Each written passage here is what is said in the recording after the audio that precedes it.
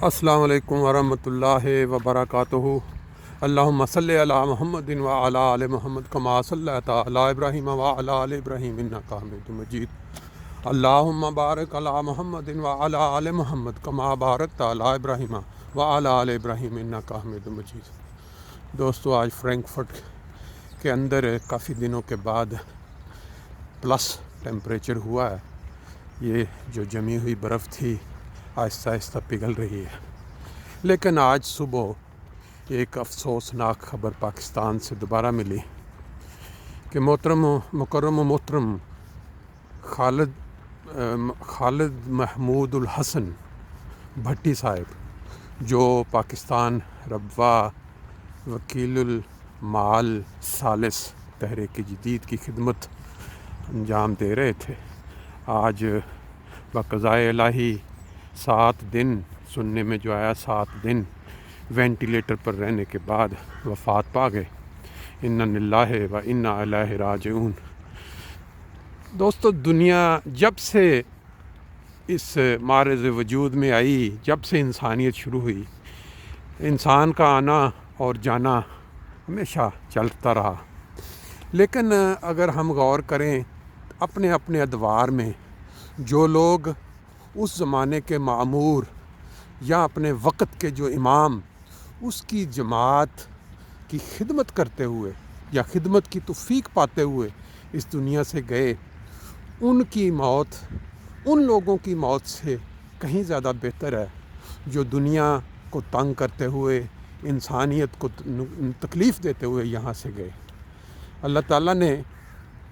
محترم خالد محمود الحسن بھٹی صاحب کو حضرت مسیح موعود علیہ الصلوۃ والسلام کی پیاری جماعت کا جو نظام ہے صدر انجمن، اس کے اندر خدمت کی توفیق دی۔ ہمارے لیے یہاں باہر رہ کے یہ سننا ہی کافی ہے، آگے ان کا پرسنلی یا باقی ان کا دنیا کا معاملات جیسے بھی تھے، لیکن ہم کیونکہ ان کو جانتے نہیں، ہمیں صرف اتنا پتہ ہے کہ ان کو اللہ تعالیٰ نے یہ توفیق دی کہ وہ بحیثیت اپنا وکیل المال ثالث تحریک میں خدمت کی توفیق پاتے رہے۔ جب سے کرونا اس دنیا کو دن بدن اس طرح کی تکالیف پہنچا رہا ہے، جو لوگ دور ہوتے ہیں، جو لوگ رشتے میں ذرا دور ہوتے ہیں، ان کو تو وہ تکلیف نہیں پہنچتی، لیکن جن کے قریبی دنیا سے جاتے ہیں ان کے دلوں کا حال جو ہے وہ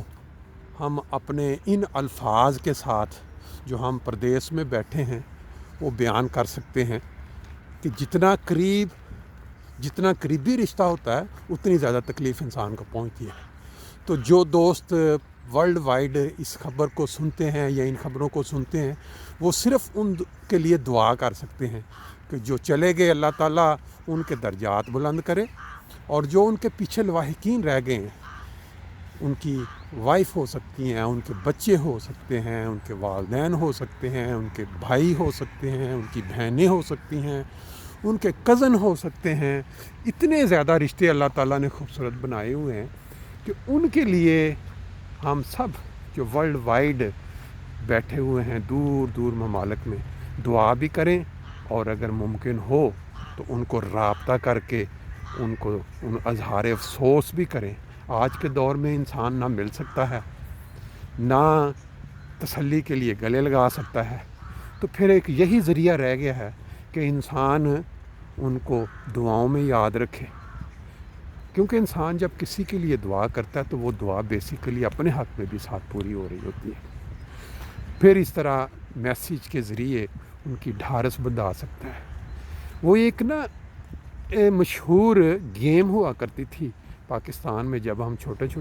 کہتے تھے کوکلا چھپاکی جمعے رات آئی ہے، جیڑا اگوں پچھوں ویکھے اودی شامت آئی ہے۔ آج جو کرونا ہے نا،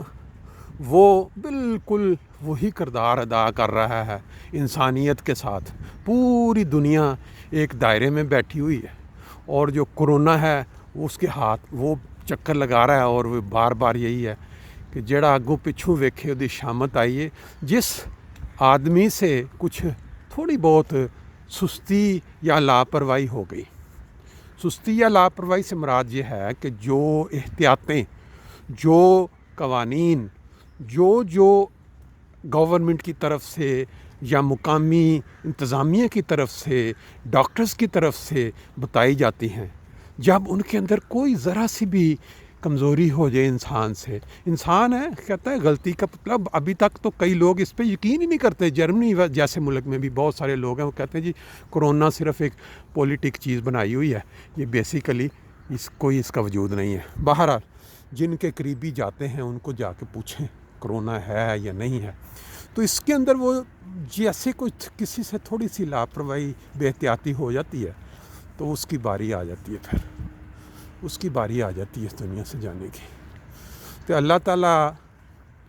سب انسانوں کی حفاظت فرمائے۔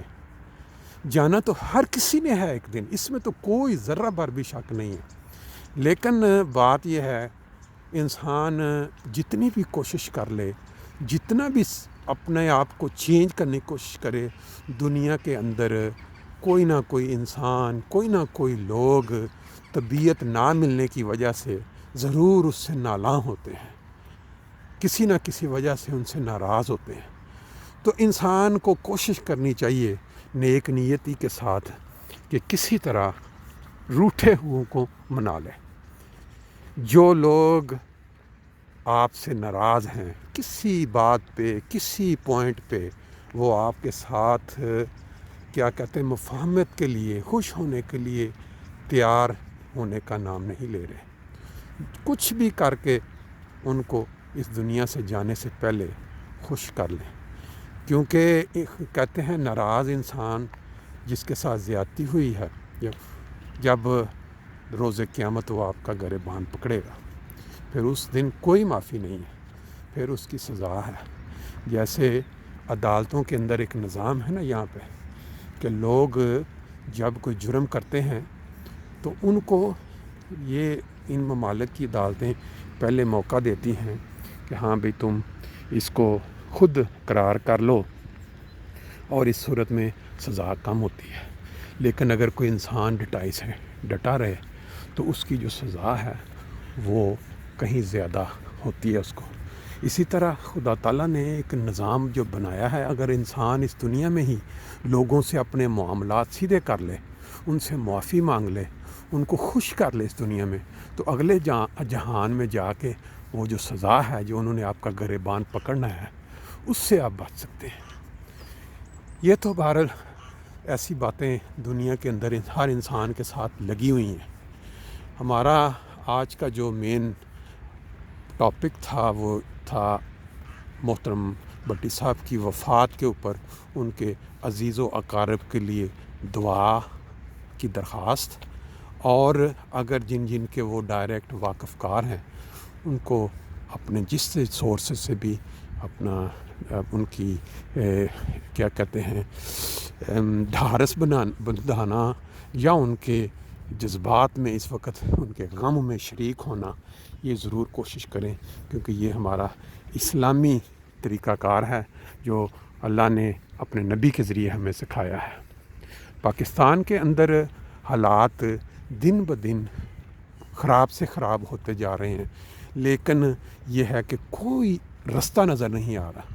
کوئی روشنی نظر نہیں آ رہی کہ کسی طرح سے یہ امید کی کرن ہو کہ یہ والی روشنی آ کے ہمارے دیس کو منور کر دے گی۔ صرف دعائیں ہیں، اور اس کے علاوہ کوئی چارہ نظر نہیں آ رہا۔ آپ نے میرے ساتھ ساتھ صبح یہ نظارے کیے، سیر کی، یہ میری ایک روٹین بنی ہوئی ہے دوستوں کے ساتھ اپنا روزانہ چھوٹا موٹا رابطہ کرنے کا۔ اگر آپ کو یہ پسند آئے تو اپنے کومنٹس ضرور دیں، اور چینل کے اوپر جا کے اس کو کیا کہتے ہیں سبسکرائب بھی کریں، اور دوستوں کے ساتھ شیئر بھی کریں، اور سب سے زیادہ جو ضروری ہے وہ یہ ہے کہ آپ کی جو رائے ہے وہ سب سے زیادہ مقدم ہے میرے لیے۔ جب آپ رائے دیں گے کہ بھئی اس کو اس طرح بہتر کریں، یہ والی چیزیں ایڈ کریں، تو وہ انشاءاللہ تعالیٰ اگلی دفعہ آپ اس میں دیکھیں گے۔ اللہ تعالیٰ سب کو خوش و خرم رکھے، انشاءاللہ تعالیٰ پھر اگلی ویڈیو کے ساتھ ملاقات ہوگی.